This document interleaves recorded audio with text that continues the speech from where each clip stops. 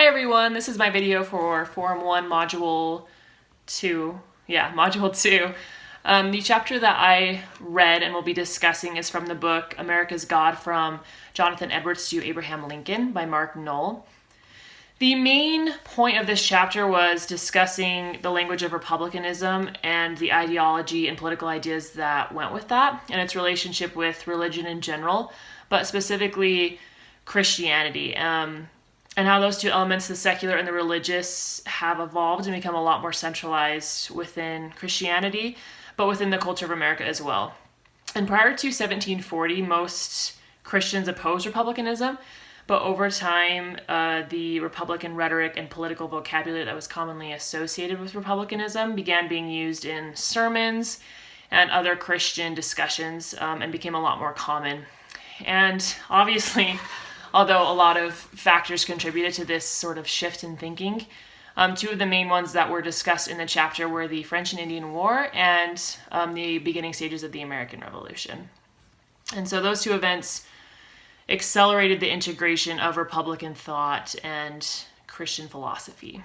And so during the French and Indian War, Orthodox and evangelical clergymen began weighing in on the hostilities with France a lot more openly, and they would use political rhetoric, which greatly contributed to the spread of Whig vocabulary throughout the United States. One reason for this shift was the hereditary Protestant fear of Catholicism, and the fear of the rise of nationalism. The war naturally brought a focus to more secular issues, such as commerce or diplomacy, and it began slowly edging out concerns for sort of religious providence and religious ideals.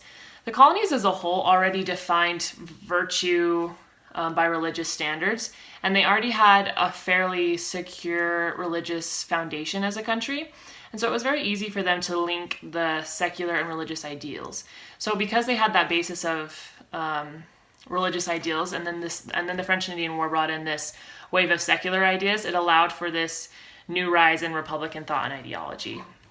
And Noll also discussed the beginning stages of the American Revolution and how the rebellion against Britain really cemented the marriage of Republican and religious ideals, and then how instead of these new ideas just dissipating and disappearing after the French and Indian War ended, that the American Revolution secured and adopted these new ideas and the combination of the secular and the religious into American culture more permanently. And Alexis de Tocqueville, who toured America and wrote his famous book Democracy in America, commented that America took two distinct elements, which he said that elsewhere would make war with each other, and combined them in a way that was unprecedented, and that those two elements were the spirit of religion and the spirit of freedom.